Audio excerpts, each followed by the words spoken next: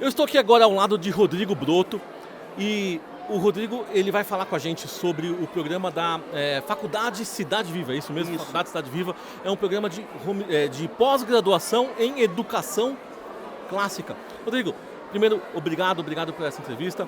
E o que é esse curso, como é que ele é, para quem que ele é, como é que ele funciona? Legal. Na verdade, o curso é uma bênção de Deus para nós, para as famílias da Aliança, para as igrejas, para as escolas, enfim, para a educação como um todo, porque surgiu pela graça mesmo. Nós trabalhávamos na escola Cidade Viva, que também tem a faculdade, e aí, conversando com a direção, eles viram a necessidade de dar uma guinada na metodologia da escola para essa questão mais clássica e pensou-se então num curso para professores. Então seria um treinamento da própria equipe para preparar a escola para essa transição. Só que cresceu tanto, foi para o Brasil inteiro, até pessoas de outros países, que como era à distância, se interessaram pelo assunto porque está muito em voga hoje. E eu gosto de frisar, né? A pós é em educação cristã clássica. Então, não é necessariamente apenas a metodologia clássica, mas é essa recuperação da cosmovisão cristã na área de educação. Então, é tanto para profissionais de educação, como para pais educadores. E eu vou até falar isso na palestra que eu vou dar aqui.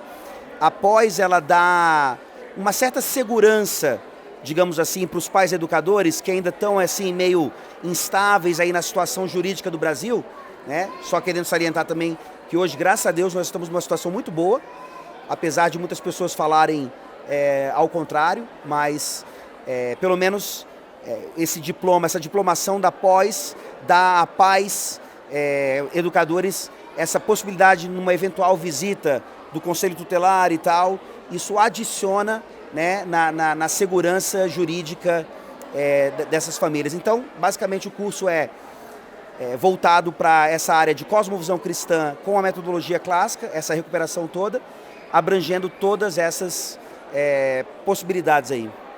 Bom, você disse que o curso pode ajudar os pais que fazem educação domiciliar, mas ele não é um curso específico ou exclusivo para os pais, né? Para quem mais que é esse curso? Então, o curso, eu gosto de frisar no curso que a gente está abençoando a educação cristã clássica em todas as suas vertentes.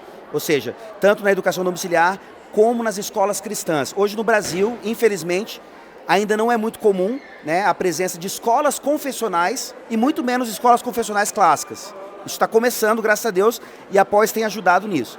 Então, profissionais dessa área podem fazer a pós.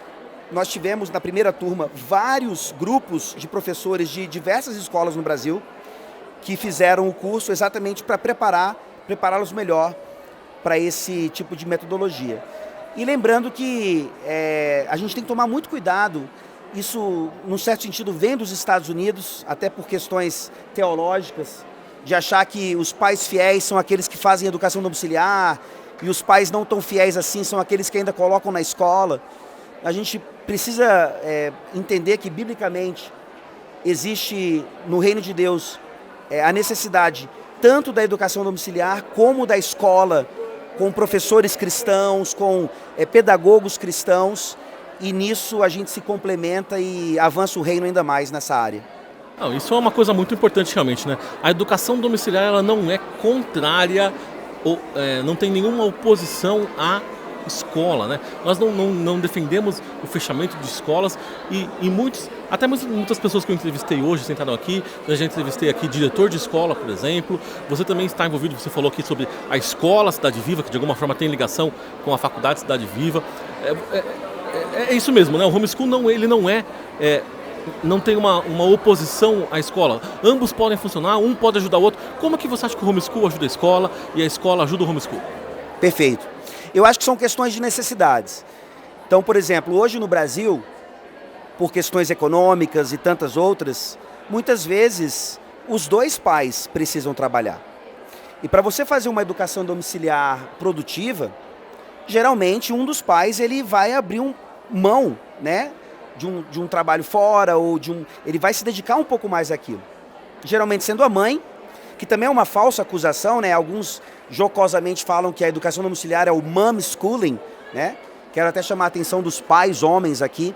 É nossa prioridade, tá? Educar os nossos filhos, tendo as nossas esposas, obviamente, ao nosso lado para fazer isso. Mas então você tem escolas cristãs confessionais, com metodologia clássica, digamos, que vai dar um suporte a essas famílias em termos de materiais. Talvez, né, a gente não sabe, mas talvez a regulamentação no Brasil seja, inclusive, usando essas umbrella schools, que é o aluno que faz educação domiciliar, ele vai ter que ser matriculado numa escola, tá? Então essa escola ela vai dar esse suporte. Então você vê que, se for esse o caso, a ligação vai estar ainda mais forte, tá? Você vai ter famílias em educação domiciliar não isoladas, isso não precisa acontecer, e ao mesmo tempo escolas que de modo algum acham que vão perder alunos ou matrículas se os filhos não estão lá, mas estão em casa fazendo a educação ali. E como é que você acha que a gente pode fazer para... primeiro, você acha que essa legislação, essa lei, ela é ruim, ela é boa, ela é necessária, ela não é necessária? A gente sabe que tem opiniões divididas, né? Qual que é a sua opinião com relação a isso? No mundo ideal, é óbvio que a gente deveria ter um mínimo de intervenção estatal. Na verdade, nenhuma intervenção estatal nessa área. Mas a gente vive no Brasil, né? E o Brasil, ele é um país muito dependente dessa atuação estatal nas diversas áreas da vida, e isso na educação. Então, realisticamente, seria melhor que as famílias de educação domiciliar, elas pudessem não estar debaixo dessa tutela que o Estado quer certamente colocar nessa própria regulamentação. No entanto, a gente sabe que isso não vai acontecer. Muito provavelmente, claro, a gente pode orar por isso e tudo mais, mas muito provavelmente a maneira do homeschooling ser finalmente regulamentado de uma vez por todas no Brasil é tendo essa ligação ainda com uma escola. Então, o importante é entender que as escolas confessionais, pela LDB, pela Constituição, elas não precisam estar debaixo da tutela estatal. Esses documentos do nosso Estado, eles abrem espaço para que nós tenhamos a nossa educação de acordo com a nossa fé, criando os nossos filhos de acordo com as nossas crenças e cosmovisões. Então, é saber trabalhar, é ter sabedoria, discernimento, não termos medo da BNCC, né? A BNCC, de uma maneira geral, ela não corresponde à cosmovisão bíblica. Mas isso não quer dizer que nós ficamos impedidos de educar os nossos filhos, ou na escola, ou na educação domiciliar, mesmo seguindo ali a estrutura exigida pela BNCC e pelo Estado. A gente está aqui nesse evento, né, que a gente pode dizer que é o maior evento já realizado de educação domiciliar no Brasil, né? Uma crítica que a gente ouve muito frequentemente, é que a educação domiciliar ela é muito, vamos dizer assim, ela é comercial, né? Ou que estamos querendo a educação domiciliar como um comércio, né? Alguém que vem aqui pode até falar, poxa vida, né? Tem vários expositores aqui. Mas a minha pergunta é, como que seria possível a educação domiciliar sem recursos, né? Você acha que esta é uma crítica válida? Não é uma crítica válida? Qual que é a sua opinião sobre esse assunto? É claro que não é válido. Veja, vamos fazer um paralelo aqui, a gente está falando sobre isso. Eu não vejo as pessoas criticando ou dizendo que é excesso de capitalismo uma escola particular cobrar uma mensalidade de R$2.000. As famílias de classe média fazem das tripas coração lá no seu orçamento para colocar seus filhos em escolas assim. Até onde eu sei, ninguém vê isso como o diretor ou os donos da escola como mercenários. E a Bíblia é clara, o trabalhador é digno do seu salário. Todos esses estandes aqui representam serviço, representam material. Houve investimento, houve demanda e, claro, em qualquer área da vida, a motivação pode ser gananciosa ou errada, mas isso não quer dizer que o homeschooling em si está se aproveitando disso para lucrar em cima daqueles que necessitam desse tipo de coisa. Não, é um serviço que é prestado e para todo serviço prestado há uma contrapartida monetária. Isso é uma questão, regra de economia básica. Então não vejo nada diferente do que aquilo que é feito em qualquer outro tipo de comércio. É claro que eu fiz essa pergunta também no contexto que vocês estão envolvidos com o curso de pós-graduação que poderia cair na mesma crítica, Claro. né? E você acha que é importante que surjam novos cursos de pós-graduação, cursos de especialização, ou graduação, homeschooling, ou assim, esse tipo de ação e de iniciativa, é importante? Sem dúvida.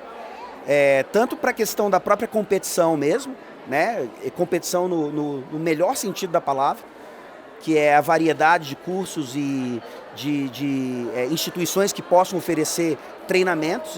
E nós precisamos, vou falar isso na minha palestra também, principalmente na área de educação domiciliar, onde talvez a maioria dos pais não seja da área de educação, eles precisam de treinamento para fazer com que os seus filhos recebam ali educação adequada.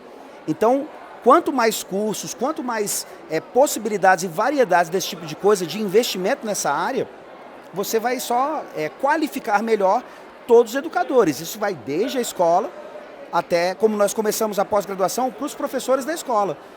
Só que ampliou tanto para pais, para educadores, para avós que queriam conhecer por que os netos estavam estudando daquele jeito e acabam se apaixonando, acabam vendo que é de fato uma coisa de Deus, não é uma coisa meramente comercial ou do homem, mas é bênção do Senhor.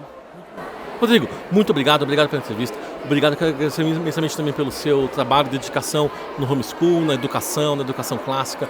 Realmente tem surtido muitos frutos positivos. Eu que agradeço e que bom que a gente pode trabalhar juntos em várias partes do país. É interessante todo mundo aqui se abraçando, se conhecendo presencialmente, né? Todo mundo se conhece virtualmente. E aqui é uma chance da gente poder ter esse contato que é tão importante no meio do reino de Deus. Socializar, né? Isso. Não é contra a socialização. Obrigado. Valeu.